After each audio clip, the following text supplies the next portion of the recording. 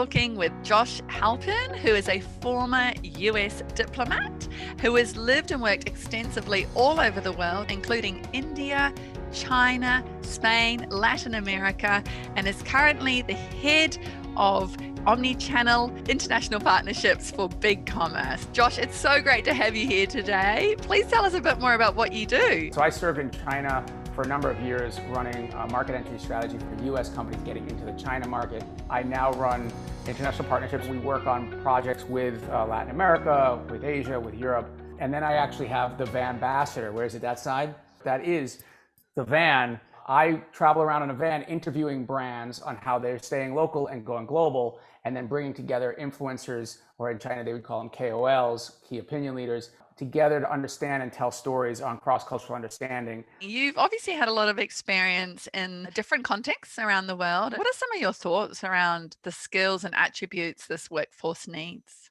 Thinking about three main characteristics. One, obviously, listening skills, a key skill for any human being on the planet, but it's particularly important for global expansion. Curiosity, of course, similarly, and discipline. I saw a number of CEOs come over, and most of them, you can kind of tell within the first conversation whether they're going to be successful in a country or not, basically because they don't stop talking. If they don't stop talking, they're not listening. And a lot of the companies that we talk about, the CEO and the whole founder group of Airbnb, they came in, and I don't think they said a word the entire 45 minutes we were talking and presenting the market opportunity and the strategy. They just listened, gathering information, and they were trying to figure out at that time the model of whether they were going to increase their inventory, meaning get more people to use Airbnb as a place to rent their places, or focus on Chinese outbound, tourism.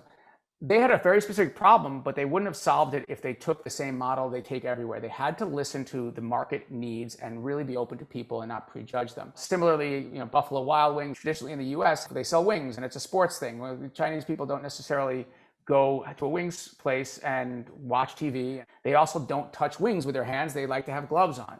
Well, all of this stuff was new information for them, and I basically brought them on a tour to go listen.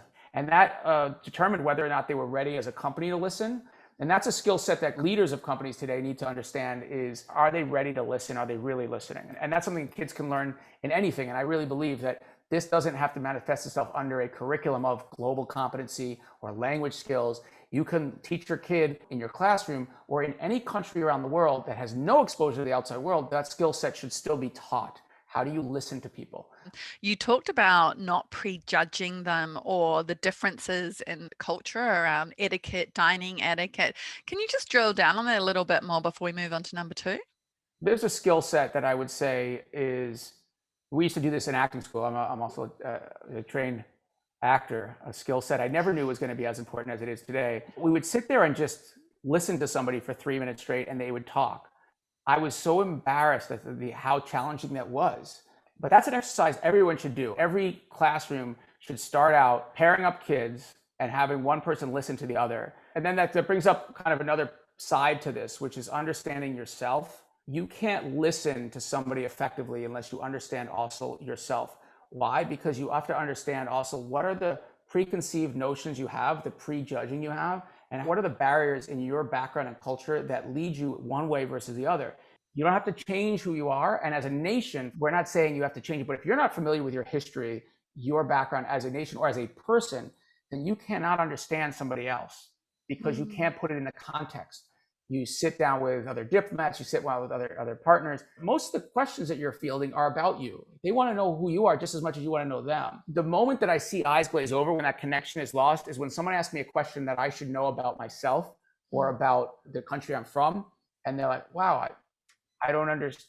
Because I know about my country and my background, and you don't know that. Even if they disagree with it, it's more comforting to know you have a vision and a perspective. And I guess that's why that activity, what is similar, what is different, what is the same, when we're talking about cultures, can be so powerful, because often when I talk to schools, they're very outward looking in terms of global citizenship, which is important. But we sometimes forget that as we learn about the world from others, others learn about the world from us. Kind of understanding ourselves and our own culture is such a important foundational piece as we learn from each other.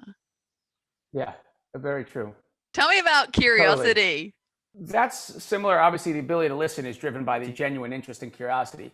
But I do feel like there's a difference in that skill set. It's that ability to kind of really scratch under the surface of things and want to.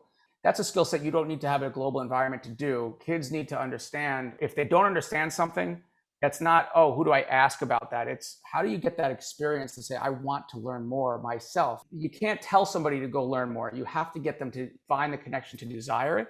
There has to be a genuine curiosity. I work on a project right now with the largest marketplace in Latin America. There are issues that come up on a daily basis that we can't navigate unless we feel trust. And we don't feel trust unless you can feel that there's a genuine curiosity from my team and the LATAM team to understand, like, how do you do this? Why are you thinking about this? So I start each session with, let's start a new phrase that nobody's ever heard of in each other's country. And I say one in English, and then they say one in Spanish. And one was, a bird in the hand is better than two in the bush. That was one of them. And they have a similar saying. And it was just curious, but it set the stage for the whole meeting. And now I'm on WhatsApp on the side with my counterpart, and we get stuff done so much quicker because we have a closer connection, because she knows a little bit more about me and I know more about her. That comes from a genuine curiosity. Kids need to build that seed in there.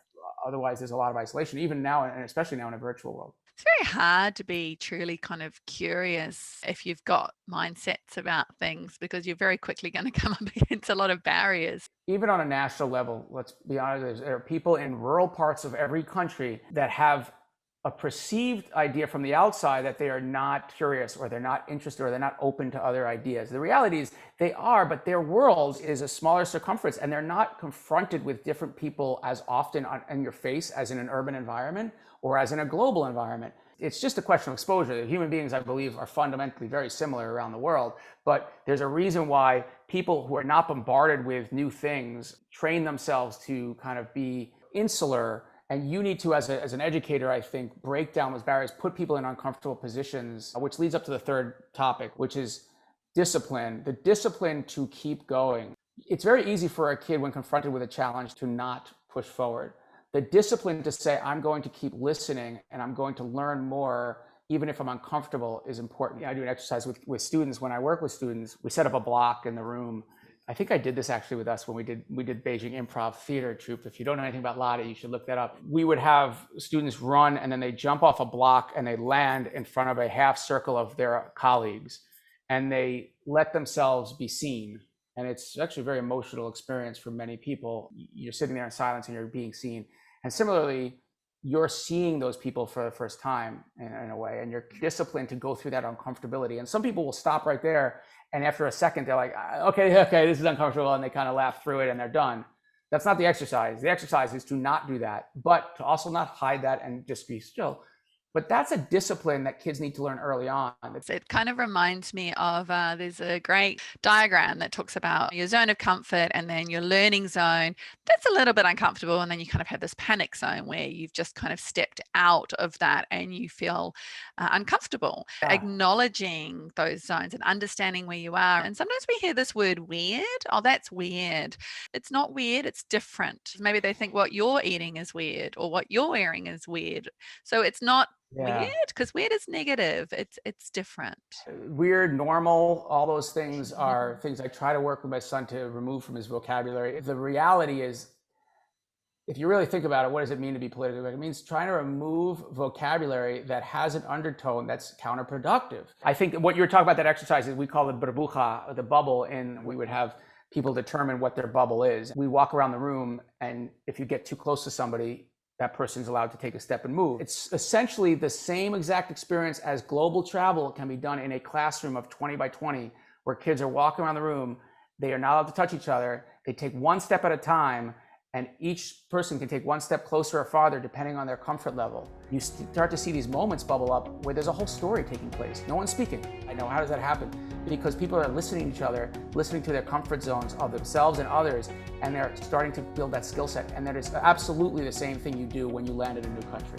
Josh, thanks so much for your time today. It's been awesome to chat with you and connect with you again. And I look forward to chatting to you again more and hearing more of your insights and wisdom in the going global arena. It is an absolute pleasure. I will see you soon.